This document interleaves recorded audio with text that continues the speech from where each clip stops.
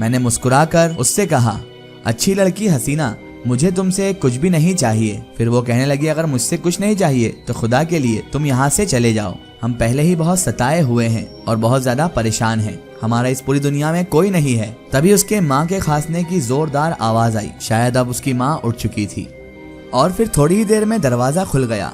उसकी माँ अंदर आई, लेकिन वो मुझे बिल्कुल भी देख नहीं सकती थी। लेकिन मैं फिर भी हसीना की नजरों के सामने से भी गायब हो गया। उसकी माँ जैसे ही अंदर आई तो अंदर आते ही बोली, क्या हुआ बेटा, तुम अभी तक जाग रही हो? और ये तुम बड़बड़ा क्यों रही थी? किससे बातें कर रही हो बेटा? भी तुम्हारी ऊंची ऊंची आवाजें आ रही थी बातें करने की। किससे बात कर रही हो?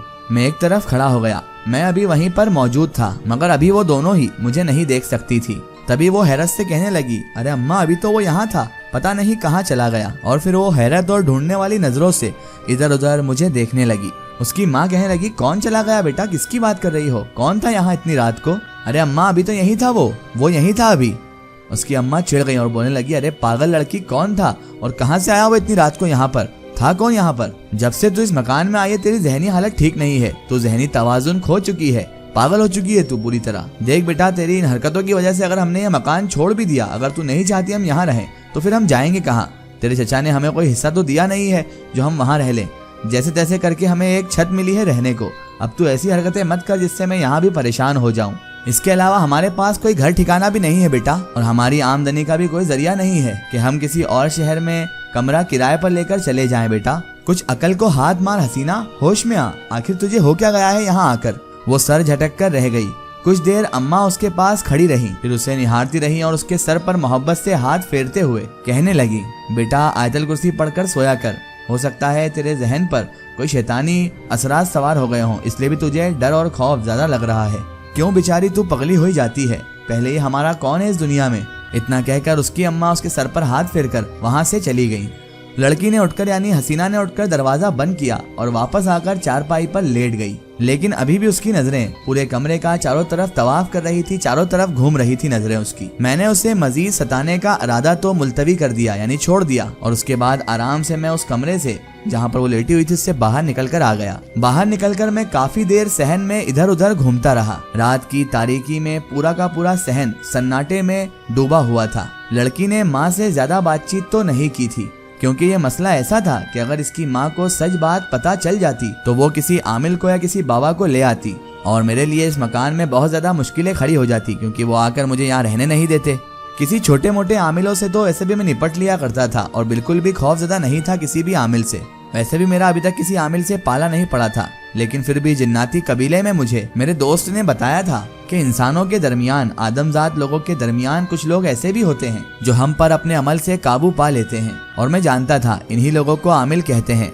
लेकिन कोई छोटा मोटा आमिल मुझ जैसे ताकतवर जिन्नात पर, ताकतवर जिनजादे को काबू आसानी से नहीं कर सकता था। लेकिन फिर भी मैं मोहतात रहना चाहता था कि कोई ऐसी परेशानी मेरे सामने लाहक ना हो। अगर मैं इन पर कोई ऐसा वक्त ले आता कि ये किसी आमिल को पकड़ लाती तो फिर मेरे लिए इस मकान में कई और तरह की मुश्किलात ये लोग खड़ी कर देते, जबकि मैं आराम से अपनी सजा यहाँ पूरी करके यहाँ से रफू चक्कर होना चाहता था, जाना चाहता था। लेकिन अब मैंने जब से इस लड़की को देखा था, इस लड़की को जाना था, तो मैं इसकी खातिर अब हर तरह का खतरा मोल लेने के लिए तैयार भी था, चाहे फिर इस लड़की को हासिल करने के लिए मुझे कुछ क्यों ही ना करना पड़े।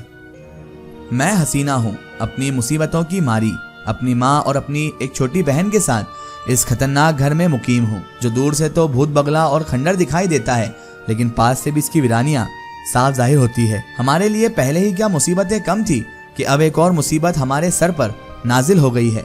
इस कमरे में अब मुझे रह रहकर खौफ महसूस होता है। हर वक्त मुझे ऐसा लगता जैसे यहाँ पर कुछ ना कुछ मौजूद है। कभी मैं पानी की बाल्टी भरती तो पानी की बाल्टी उठाने से पहले बाल्टी कागज की तरह हल्की हो जाती। हालांकि बाल्टी तो भरी हुआ करती थी, पानी का वजन ना जाने क्यों इतना हल्का हो जाया करता था। मुझे ऐसा लगता है जैसे बाल्टी किसी और ने उठा रखी है।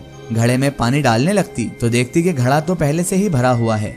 माँ से पूछती कि आपने घड़ा भरा है, तो वो कहती नहीं बेटा, मैंने तो घड़ा नहीं भरा, तूने ही घड़ा भरा होगा और अब तू भूल गई है बेटा। अरे अम्मा, मेरा यकीन करो, मैंने घड़ा भरा ही नहीं। अम्मा कहती, मैं कहती हूँ बेटा, तेरा दिमाग चल गया है जब से तू इस घर में आई है। वो मानती ही नहीं थी, और कभी मैं खाना बनाने लगती तो खाना एकदम से हंडिया से गायब ही हो जाता। मैं सोचती कि कहीं खुशबू ने शरारत करके तो नहीं निकाल लिया खाना इसमें से, लेकिन वो बदस्तूर मना ही किया करती थी कि मैंने तो अप्पी सालन निकाला ही नहीं है। सालन कभी आधा हो जाता और बाकी का सालन हंडिया में ही पड़ा रहता तो मैं भी अब बहुत ज्यादा डर कर और सर झटक कर रह जाती। समझ में ही नहीं आता था सालन और तरकारी गए कहाँ।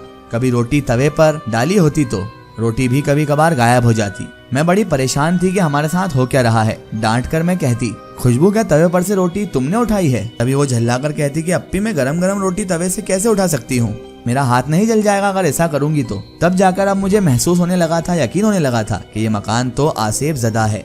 इसी मकान के छोटे से गुसल खाने में नहाते हुए मुझे ऐसा महसूस होता जैसे दो आंखें मुझे अभी भी घूर रही हैं। मैंने माँ को भी दबे लफ्जों में इसके बारे में बताया, लेकिन वो फिर भी नहीं माना करती थी। वो एक ही बात कहती, ऐसी कोई बात नहीं है बेटा, ये सब तेरा वहम है। कभी कभी तो मुझे अपनी माँ पर भी गुस्सा आता था कि मेरी माँ होते हुए भी वो मेरी बात पर यकीन ही नहीं करती हैं, हर बात पर मेरी इनकार करती।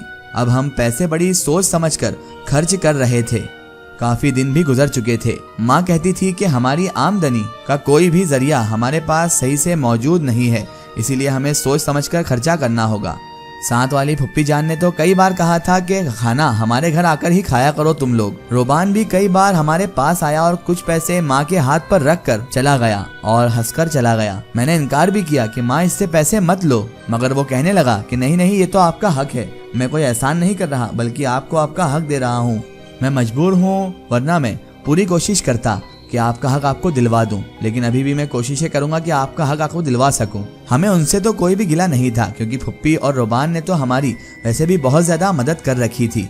कमरे में होने वाली आए दिन की हरकतें मेरे दिल में और भी खौफ को बढ़ा रही थी। रोज रोज तो कमरे में मुझे किसी ने अपने नाम से ही, यानी मेरे नाम से ही आवाज दी। मैं चौंक कर उठ बैठी। मुझे कोई भी नजर तो नहीं आया, लेकिन खौफ से मेरा बुरा हाल हो चुका था, क्योंकि मैं शुरू से ही इतनी ज्यादा बहादुर तो थी ही नहीं। शुरू दिन से ही मुझे ये मालूम था कि ये मकान आसेब ज़दा है। मैं फौरन भागकर माँ के कमरे में गई। माँ को बताया तो माँ बदस्तूर मेरी बात से इनकार ही कर रही थी। कहने लगी, बेटा सोच, अगर ये मकान छोड़कर हम चले गए तो कहाँ जाएंगे, और ये हमारा ही मकान है, किसी गैर का मकान तो नहीं है बेटा। अकल कर हसीना, अब हमें यहीं रहना है। मैंने कहा, नहीं माँ, हमें अपनी हवेली जाना है, अपने जालिम चचा से अपना हिस्सा लेना है।